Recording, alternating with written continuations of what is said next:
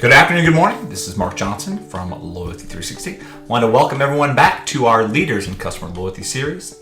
In this series, we talk to the brand leaders about what they are seeing and hearing on the front lines of customer, channel, and brand loyalty.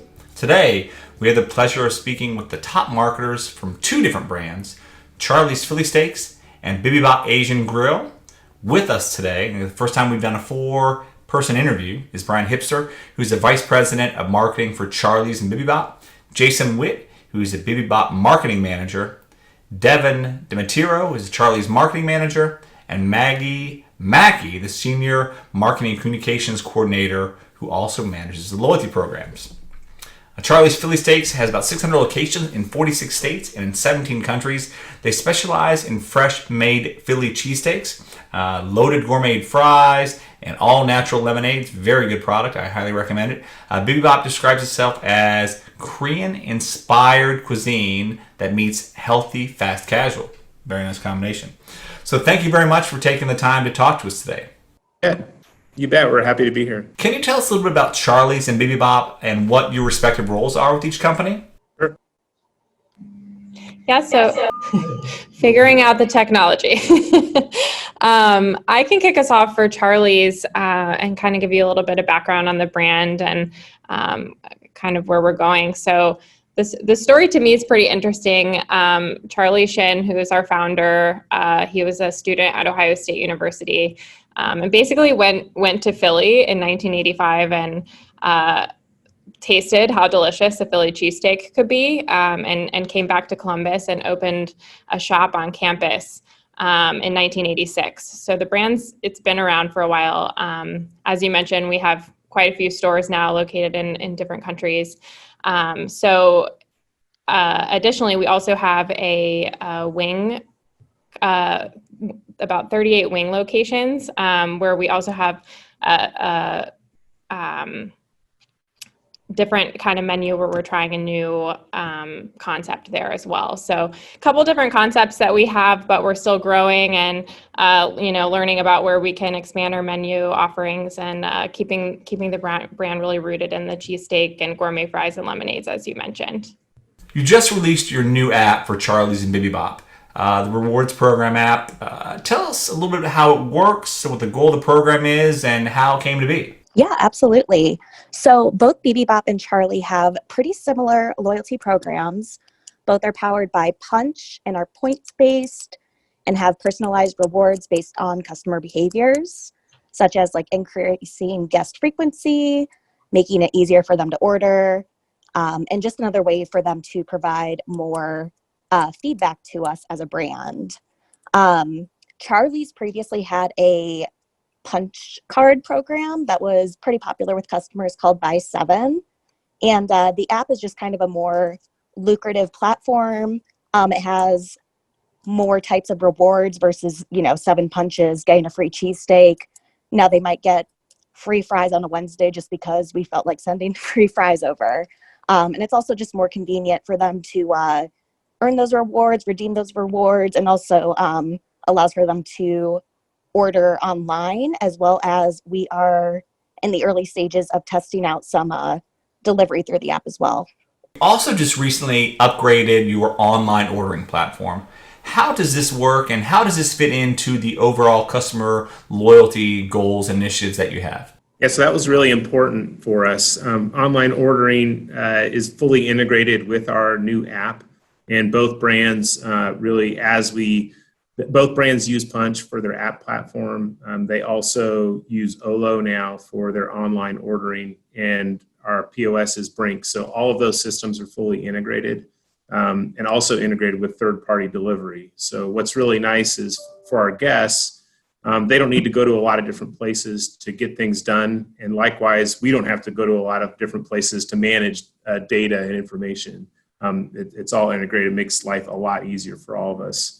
On the Charley side, rolling that out, it was new. Actually, a lot of the restaurants did not have online ordering when we introduced it really just earlier this year. And so there was a little bit of a learning curve, but it was pretty straightforward. The implementation, it only took us about 3 months to do. the whole thing from beginning to end, setting up the menus, making sure that all those integration points work like they were supposed to, and to train our team so that they could implement it. One of the things we'd like to understand is how brands define customer loyalty. We'd love to know how you define customer loyalty and what it means to both your organization. Yeah, so I can answer that one. So for us, customer loyalty is really about making sure our brands are at the top of mind for our guests when they're thinking about where they're going to eat their next meal and kind of making that purchasing decision. And then in addition to that, really that they value the entire brand experience and prefer us over alternatives. And that ultimately they would recommend us to friends and family. And we love for our guests to become brand ambassadors as well. What's the biggest challenge you face as a senior level marketer, or should I say as senior level marketers, in respect to your roles that you have with the organization? And potentially, how do you see that changing going forward? So I feel like that question is particularly relevant in today's environment. Obviously, lots of change, shifting to more technology-based solutions has been an adjustment. However, it's kind of just staying on top of the best practices and being able to be flexible and nimble in our approaches to how we integrate them with our brand. There's a lot of discussion right now about emotional loyalty, what emotional loyalty means, how to manage it. So what does emotional loyalty mean to your brand, and what does that mean to you during this time of transition and also during this time of kind of the pandemic as well? Well, really, it's about building an emotional connection between the guest and the brand. You know, we want to be more than just a place that's nearby and has good fries or serves a lot of vegetables. We want to know that we're connecting with our guests on a different level. When Charley started BIBIBOP, it was really to kind of share not only the food and function of his native South Korea, but also just the feeling of welcoming people into a home, making them feel special and giving them a great meal to help boost their well-being. So that's one of the things that we want to do, is really kind of connect with people, make them feel special, make them feel like we really care, because we do actually really care. And then that in turn turns them into brand ambassadors for us. You know, if you feel cared for, you're going to take the time to let other people know, hey, this place is great. We love it. The people there are amazing, and the food is one of the best parts. So that's really what the emotional connection that we're looking to make with guests. Personalization, as you know, is a large focus right now for a lot of marketers, for a lot of brands. How are you looking at personalization, and what are the challenges and opportunities pertaining to personalization and getting that one single view of the customer? So as far as personalization, I think that's kind of part of the beauty of having an app-based loyalty program.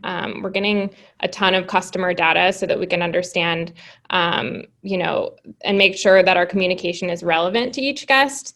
So that makes it just a little bit easier in that app that's integrated with the POS. So we're really trying to drive new and different offers based on behaviors, but since we're just getting started, it gives us kind of the ability to really build up that customer database, and then, even do more localized offers. If there's a new store opening, driving traffic to that store, or if we try out a new different BOGO offer that we're sending to our loyalty customers, understanding if that worked and moved the needle, and if it didn't, we can pivot next time.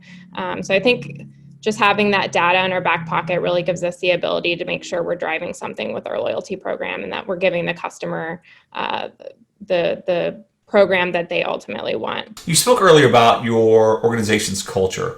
What does the organization's culture mean to your customer experience and customer loyalty efforts? Yeah, culture is really everything. They say, what, culture eats strategy for breakfast. I've heard that one said, and it's really true. We can kind of get lost in the technology of things or the mechanics of a loyalty program, when really it comes down to people and delivering a great experience. We know that if we do that, we're going to drive loyalty. And it's something we're working on, quite frankly, a lot. There's some new folks that have been brought on board that are really culture champions. And we've come to realize, that we need to do more in each of our restaurants to help them understand both the core values of our company, but also to simplify those and to make it easier for everyone to execute. And so that's a big priority for us in the coming year. There's a lot of talk right now within our community and within the industry in general about customers changing, how they're changing. What are some of the changes that you see in your customer base, and how are you adapting as a brand? So on our end, other than the technology and the convenience expectations, we really aren't seeing a lot of change with our guests. They obviously have more restaurant options and more ways to engage with different brands. But at the end of the day, they kind of want the same things they wanted before, which is easy, friendly, tasty, reliable service. However, the technology aspect with our loyalty programs does add that convenience aspect. It also just allows us to kind of add personalization to our interactions with them. When we send out different rewards that our customers can redeem and earn with the program. But yeah, if they can't count on continued purchases, if we're not delivering on those expectations. If we can get back to the company culture real quick, training obviously is very important. How are you managing employee engagement, and how does that fit into your overall customer loyalty and customer experience efforts? Yeah, I think it kind of comes down to those core values as a company that we believe that in our mission is to strengthen our neighbor, and that's for both brands together. And that starts with our employees. Our employees are our neighbors. We're all teammates, and we're all looking out for one another. And we know that if we do a good job with our teammates, that they're going to do a great job with our guests. We've put together training programs. We actually have a new snazzy learning management system that's going to help people as well. But we can't forget that it is a people business, so it does come down to those local teams, making sure that everyone understands how important it is that we take care of our teammates, and that our teammates then can take care of our guests. You talked a little bit about this earlier: data, analytics, creating actionable insights, different platforms with Olo now, what you're doing with Punch and the online ordering system. How do you action that data, and how do you create simplicity around these data sets that can create more engagement, that can drive more interest, especially to make it more relevant to your customers? Well, that's actually one of the biggest challenges we're facing with this, is because now through all these new tools, we have so much data at our fingertips. We have to find ways to make it actionable. So it's figuring out what are the points that we can really use to grow, what are the points where we need to improve, and what are the points that really tell us the best story about our brands. Because at the end of the day, we need to remember that this isn't just data. These aren't just numbers. These are actual guests and actual individuals that we want to create a connection with, coming into our stores, ordering online, and becoming loyalty members through our apps. So biggest challenge number one is figuring out what to do with all these numbers. And biggest challenge number two is figuring out a way to use those numbers to better connect with people. When you look at the success of your customer loyalty program, are there specific KPIs you and your team are working towards with regard to your loyalty strategy, and how do you keep those efforts on track? Yeah, definitely. So the first one right now, since we're really kind of in the early stages that we're really trying to drive, is just growth of our member base.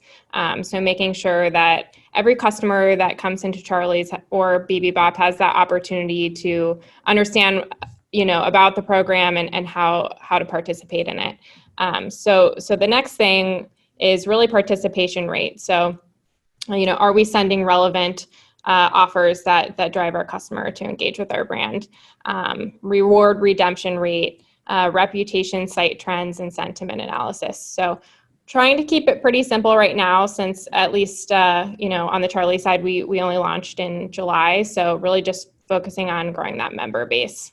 What do you think the next big thing for customer loyalty is? It might be 1,000 small things in reality. As Jason said a little bit earlier, now that we have all this data, there are huge gains we can make if we can put it to good use. And so it's figuring out, maybe, I think it'd be pretty cool to figure out what are those little special things that we can do for our highly engaged fans, or maybe the fans that are almost there, to turn them into the super fan, and kind of unlocking and uncovering that.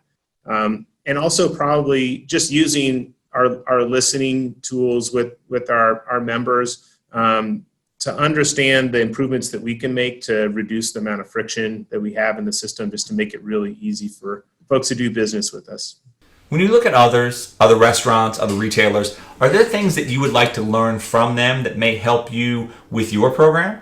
Yeah, I mean, that's the nice thing about the restaurant business is folks are really friendly. And when you see something that you like, a lot of them are pretty open to talking to you about it. So for me, and I think, it's just learning those best practices, what's working really well, what kinds of campaigns or things that are they doing that they're seeing deliver, really good results or attracting more fans or folks to their restaurant. And the last question I have for everyone, again, thanks very much, is what can we do at Loyalty360 as a member-based association focused on customer loyalty to help you with your loyalty program? Yeah, I think this is great that we just even are getting to talk to you today and share some ideas and to uncover and learn from other folks that you've been talking to. I think that's very helpful. I appreciate everyone taking the time to speak with us today. It was great to do our first 4-person interview. We look forward to learning more from your organization in the future. Thank you very much for taking the time, and thank you everyone for listening. Yeah, wonderful. Thanks, Mark. Bye-bye. Bye. Thank you.